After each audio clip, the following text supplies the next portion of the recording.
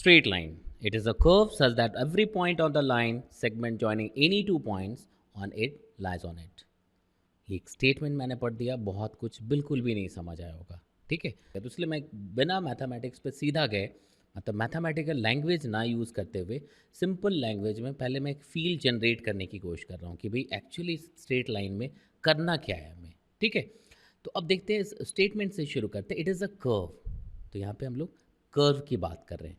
Curve मतलब चाहे आप नाइन्थ में भी आपने पढ़ा हुआ है, टेंथ में भी थोड़ी सी कोऑर्डिनेट ज्योमेट्री पढ़ी हुई है। किसी भी लाइन को जब आप पेन से कुछ ड्रॉ करते हैं ना, वो किसी ना किसी एक स्पेसिफिक फॉर्म में होता है, किसी किसी किसी ना किसी कर्व के फॉर्म में होता है। इनफैक्ट आप उसको पूरे फैमिली को, मतलब हर एक चीज़ को आप कर्व के अंदर लिख सकते हैं। नहीं, आप ए लिख दो तो ये भी एक स्पेशल टाइप का कर्व हो जाएगा, है ना। सी लिख दो, वो भी एक कर्व है। बट मैथ्स में जिसको हम लोग मैथमेटिकल फॉर्मूले में लिख पाएँ, ठीक है, वो चीज़ें लिखते हैं और उसको पढ़ते हैं, ठीक है। उसके अलग अलग टॉपिक्स हैं, जैसे सर्कल पढ़ना है, एलिप्स पढ़ना है, हाइपरबोला पढ़ना है, या स्ट्रेट लाइन अभी पढ़ रहे हैं हम लोग, ठीक है ना। तो देखना इसमें क्या कहता है, मतलब किसी भी टाइप का एक कर्व होगा, मतलब जो पेन से आप ड्रॉ कर सकते हैं, कुछ भी ड्रॉ करोगे वो एक कर्व ही होगा, ठीक है। तो ये क्या कह रहा है, it is a curve such that every point on the line segment joining any two points on it lies on it. इसका मतलब ये हुआ कि देखो, जैसे हमें पता तो है स्ट्रेट लाइन बहुत ज़्यादा, इसमें नखरे ना करते हुए हम लोग सीधा सीधा अगर हम लोग इस पॉइंट पे जाएं कि भाई मान लो ये हमने खींच दिया, ये ठीक है। अगर हमने ऐसा खींच दिया तो ये स्ट्रेट लाइन होता है, ठीक है ना। अगर हमने ऐसा खींच दिया तो ये क्या होगा, स्ट्रेट लाइन होगा। अब इसमें देखते हैं इसको डेफिनेशन के हिसाब से क्या कहा हुआ है इन्होंने, फिर इसका प्रूफ भी है, ठीक है ना। सेक्शन फॉर्मूले से फिर इसको प्रूव करेंगे, लेकिन उसको धीमे धीमे वो एक एक चीज़ पॉइंट समझते हुए, मतलब सीक्वेंस इस तरह से रखेंगे अपने दिमाग में कि हर चीज़ समझ जाए क्लैरिटी के साथ। तो ये स्ट्रेट लाइन है, क्या ये इस डेफिनेशन पे फिट आ रहा है, उस चीज़ को चेक करते हैं हम लोग, ठीक है। तो ये कह रहा है, it is a curve such that every point on the line segment every point on the line segment joining any two points। तो अगर मैं यहाँ पे कोई दो पॉइंट्स लिख दूँ, एक पॉइंट ये, दूसरा पॉइंट ये, ठीक है। तो इन दोनों पॉइंट्स के बीच में बहुत सारे इनफाइनाइट नंबर ऑफ पॉइंट्स होंगे। तो देखो, कुछ हमने पॉइंट्स मार्क कर लिए, कर सकते, ठीक है। तो ये कह रहा है कि दो पॉइंट्स के बीच में जितने भी पॉइंट्स आएंगे वो उन दोनों पॉइंट्स के बीच में जो लाइन सेगमेंट होगा उसी पे लाई करेंगे। मतलब कुल मिलाकर के वही चीज़ें कह रहे हैं, ठीक है ना। देखो यहाँ से अगर हमने खींच दिया, वो सारे पॉइंट्स उसी लाइन पे ही आए। मतलब ये क्या है कि एक स्पेशल टाइप का कर्व है जिसमें कोई भी दो पॉइंट आप मार्क कर लीजिए, ठीक है। उन दोनों पॉइंट के बीच में आप एक लाइन सेगमेंट डाल दीजिए, तो भाई लाइन हम पढ़ रहे, लाइन का ही तो डेफिनेशन है, ठीक है ना।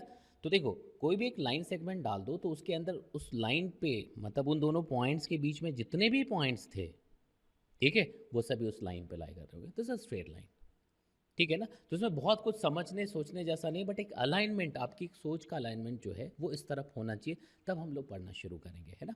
तो अब जैसे हमने खींच दिया कि भाई एक लाइन हो गया, लाइन क्या होता है ये समझ आ रहा है। इसको जब हम लोग डेराइव करेंगे ना, इस चीज़ को प्रूव करेंगे, तो और मैथमेटिकली हमारी वो अंडरस्टैंडिंग डेवलप होती चली जाएगी, ठीक है। तो अब आप देखिए कि जैसे ये खींच दिया, ये भी एक लाइन है, ठीक है ना। अब अगर हम लोग देखें कि भाई मैं ऐसा खींच देता हूँ, ये भी एक लाइन हो जाएगा, ठीक है। अगर किसी ने ये खींच दिया, ये भी एक लाइन है, लिख सकते हैं ना, देखते जाना। अगर मैंने यहाँ से खींचा, ये भी लाइन है, ठीक है। और मैं यहाँ पे एक ऐसा खींचता हूँ, ये भी लाइन। तो जितने भी हमने अभी ड्रॉ किए सभी स्ट्रेट लाइन से। अब इन सब की पहचान क्या है, इन सब की पहचान क्या, ये पूरा चैप्टर है, ठीक है ना। इसको, ये जो मैंने ड्रॉ करके डायग्राम एक पिक्चर दिखाया है, तब आप कह सकते हैं कि भाई ये अलग लाइन है, इसका मैंने कुछ नाम दे दिया, सपोज वन। देखो एक बार अगर समझ आ जाए कि करना क्या है, फिर ये बहुत आसान काम होगा। सपोज ये लाइन वन है, this one is line two, line three, four, five. Then आप कह सकते हैं कि we have five different lines. हमने पांच अलग अलग लाइन्स ड्रॉ किए हुए हैं इस डायग्राम में, ठीक है। इसको अगर मैं एक्स एक्सिस और इसको मैं वाई एक्सिस ले लूँ तो, ठीक है। तो ये पांचों अपने आप में डिफरेंट है। तो इन पांचों की आइडेंटिटी क्या है। अब जैसे अभी आप आधार कार्ड लिखते हो तो उसमें क्या है, बहुत सारे पॉइंट्स यूज़ करते हैं आइडेंटिफाई करने के लिए, मतलब एक यूनिक आइडेंटिफिकेशन होता है। तो वैसा ही जैसे वहाँ पे आप थंब इम्प्रेशन लेते हैं, ठीक है, आई इम्प्रेशन लेते हैं या वॉइस इम्प्रेशन लेते हैं या जो कुछ भी लेते हैं, स्ट्रेट लाइंस के लिए क्या करेंगे? तो अगर आप यहाँ पे देखोगे तो 3-4 पॉइंट, सबसे पहला जो एक पॉइंट कहोगे इन सब में क्या डिफरेंस है यार? तो सब अलग-अलग मतलब ओरिएंटेशन, मतलब अलग-अलग एंगल बना रहा है कि यार ये एक्स है किसी एंगल पे, तो ये किसी अलग एंगल पे है। इसने कुछ अलग एंगल बनाया हुआ है, इसने कुछ अलग सा एंगल बना हुआ है। तो एक ये चीज़ है, मतलब अगर लाइन को हम लोग घुमा दें, अगर आप ऐसा देखो ना, लाइन को अगर घुमा दें तो वो अलग लाइन बन जाएगा। जैसे ये एक लाइन है, अगर मैं कहूँगा कि नहीं इसको मैं ऐसा खींचता, तो ये लाइन क्या होता? अलग होता। मतलब वही सब कुछ था, मतलब मैंने डायरेक्शन मतलब ओरिएंटेशन चेंज कर दिया तो लाइन डिफरेंट हो गया। मतलब एक यूनिक आइडेंटिफिकेशन के लिए ये एक बड़ा इंपॉर्टेंट रोल पॉइंट है, ठीक है। और वो क्या है? ये angle with the x axis. तो एंगल जो होता है वो एक्चुअली स्लोप की बात करता है। अभी हम लोग स्लोप पढ़ेंगे, है ना। क्योंकि अगर किसी भी स्ट्रेट लाइन को दिखाना है कि भाई ये फलाना स्ट्रेट लाइन है, उसको आइडेंटिफाई करना है, फाइनली इन मैथमेटिकल टर्म्स उसका इक्वेशन लिखना है। तो उसका इक्वेशन अगर लिखना है तो कुछ पॉइंट्स तो चाहिए, कुछ चीज़ें तो चाहिए। तो सबसे पहला जो एक इन्फॉर्मेशन हमें दिख रहा है कि स्लोप जैसी एक चीज़ है, जो जैसे कि मैं 1 और 2 को कंपेयर करूं, तो इन दोनों का स्लोप एक जैसा है। इन दोनों का स्लोप क्या है? एक जैसा है। तो फिर यहाँ से डिफाइन तो नहीं हो पाएगा, ये दो तो डिफरेंट है, तो सिर्फ स्लोप जानने से तो कुछ भी नहीं होगा। बिल्कुल ठीक बात है, बट स्लोप अकेला पूरी तरह से आइडेंटिफाई नहीं कर सकता।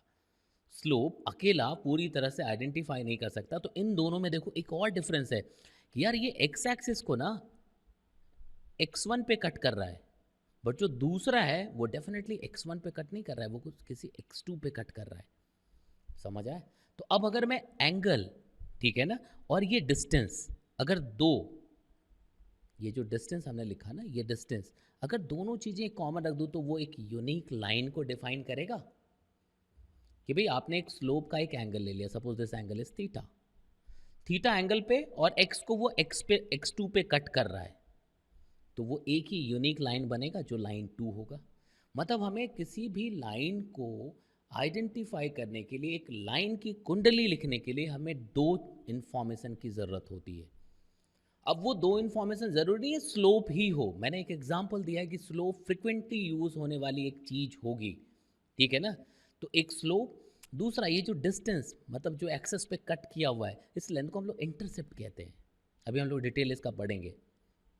तो इंटरसेप्ट मतलब ये दो चीज़ें ना फ्रिक्वेंटली यूज़ होने वाली क्वांटिटी है, तो इसको अलग से पढ़ेंगे हम लोग, ठीक है। तो यहाँ से जो हम एक कंक्लूजन पे पहुँचते हैं कि यार दो इन्फॉर्मेशन चाहिए किसी भी लाइन को, किसी भी स्ट्रेट लाइन को डिफाइन करने के लिए, किसी भी स्ट्रेट लाइन की आइडेंटिफिकेशन दिखाने के लिए दो इन्फॉर्मेशन चाहिए, और वो ज़रूरी नहीं है स्लोप और इंटरसेप्ट हो। मे बी वो दो पॉइंट्स हो जाएं, may be slope and points, मतलब अलग अलग आएगा, वो हर पॉइंट समझ आएगा आपको। बट ये दो जो है बहुत इंपॉर्टेंट है, जो फ्रिक्वेंटली यूज़ होता है। बात समझ आ रहा है? तो अभी देखना, स्ट्रेट लाइन की बात कर रहे थे, स्ट्रेट लाइन होता कैसा है ये समझ आ गया, थोड़ी बहुत जानकारी यहाँ से देखो, एक बार सब्जेक्ट की तरफ हमें अलाइन होना है, सब्जेक्ट को सोचना शुरू करना होगा, तब समझना स्टार्ट करेंगे, तब बनाना शुरू करेंगे। गलतियाँ हम लोग क्या करते हैं, सबसे पहले हम लोग बनाना मतलब प्रॉब्लम सॉल्व करना शुरू कर लेते हैं, वो सबसे बड़ी मतलब आप कह सकते हो कि मतलब एक गलत अप्रोच है, ठीक है।